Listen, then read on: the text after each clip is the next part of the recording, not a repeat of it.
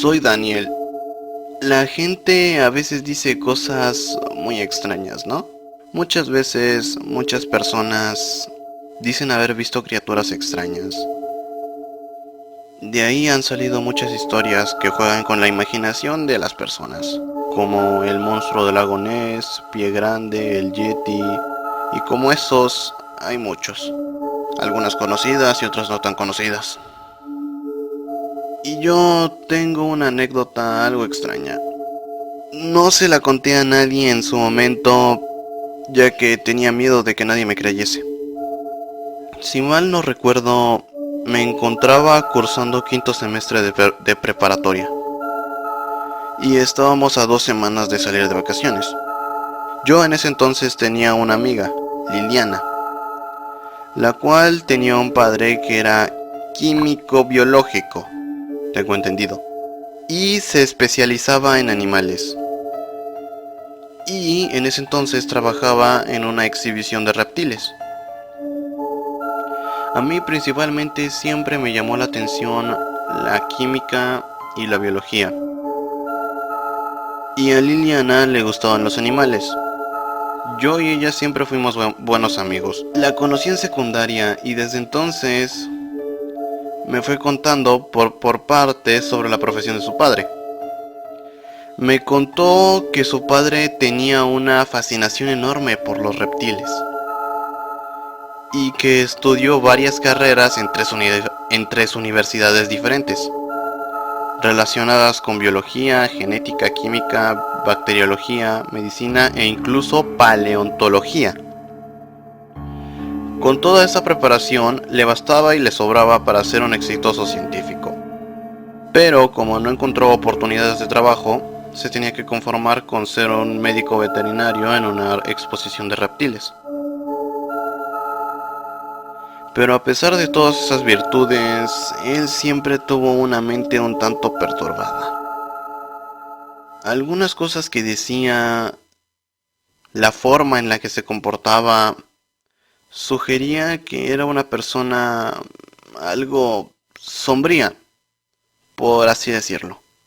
Ese día yo iba de regreso a mi casa cuando me encontré con Liliana.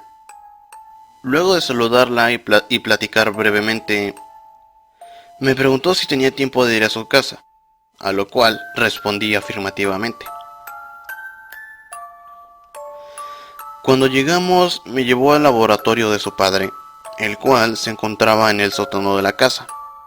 Al llegar allí, su padre me mostró algo que me dejó perplejo. Resulta que su padre había estado estudiando la composición genética y química de los lagartos para descifrar cómo anular el algoritmo de decaimiento corporal, producto de una herida. Es decir, halló la forma en el gen que tenían los lagartos que usaban para regenerarse después de sufrir alguna herida. Y también dedujo varias formas de las que se les podría acoplar ese gen a otros seres. Yo me quedé asombrado. Toda la tarde me quedé hablando con él sobre formas posibles en las que ese gen podría ser traspasado a personas. Al día siguiente estaba buscando en internet teorías de cruza genética de especies. Y me sorprendí al encontrar una hecha por el papá de Liliana. Pero lamentablemente no seguía las leyes de la química. Pero ahí es donde se me ocurrió algo. Y tomé una decisión de la cual tras un año me sigo arrepintiendo. Decidí hacerle saber al padre de Liliana el error que había en su teoría. Fui personalmente con él y se lo hice saber. Pero también lo que hice fue más bien corregir su teoría. Básicamente volví a sentar sus bases, pero de manera que fuera química y biológicamente posible. Grave error. A la semana siguiente, el papá de Liliana me llamó a su laboratorio para mostrarme algo. Y fui. Y me mostró algo que me impactó. Él terminó toda una tesis sobre cruza genética humano-lagarto y me dijo que mi trabajo en su teoría fue la clave. En pocas palabras, con las bases que yo puse al replantear su teoría, él hizo una nueva y con experimentos y nuevos estudios. Y de esa forma logró poner en marcha un nuevo proyecto científico independiente e individual. Ahora podría de verdad ponerse a trabajar en cruza genética de especies. La última semana de clases pasó. Ese hombre le contó a su familia, pidió préstamos, informó de su proyecto a una agencia científica nacional, la cual le proporcionó un laboratorio en las afueras de la ciudad y claro, un puesto de trabajo en aquel laboratorio. Se pasó la primera semana de vacaciones. Liliana me ofrecía gracias por darle a su papá un mejor trabajo. Y así se pasaron casi todas las vacaciones. Faltaban solo 2 semanas para regresar a clases. El papá de Liliana, el ahora conocido como Dr. Isaac de Méndez, me mandó un mensaje de lo que andaba haciendo. Básicamente lo que había hecho era insertarle genes de lagarto a un feto de rata. Esto con tal de transferir la capacidad de regeneración.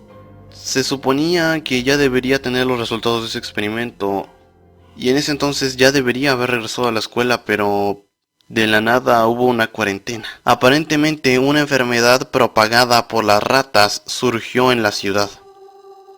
Las personas infectadas en su mayoría eran adultos y niños. Era como un tipo de intoxicación. En aquel momento no le di importancia, pero ese día yo había ido a la escuela. Creía que íbamos a tener clases, pero no. Y me regresé caminando. Y en determinado momento pasé al lado de una laguna y vi algo en ella. Era una especie de lagarto, pero era peludo. Se movía erráticamente. Y no sé si era cosa mía, pero también tenía la cola rosada. Esa cosa me vio y luego salió corriendo. Y aparte, antes de que me viese, parecía como si olfatease el pasto.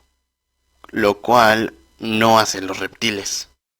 Me le quedé viendo por 2 minutos y luego, lo que digo, se me quedó viendo y luego se fue. Por la cañería. Razonándolo todo, creo que puedo dar una versión certera de lo que pasó. Para resumir, el Doc hizo que una de las ratas o ratas se transformasen en lagartos. Escaparon del laboratorio e iniciaron la epidemia que azotó a la ciudad. Ahora mismo estoy escribiendo esto en mi habitación. Es solo un pensamiento que quiero guardar antes de... Bueno, solo espero que Liliana esté bien.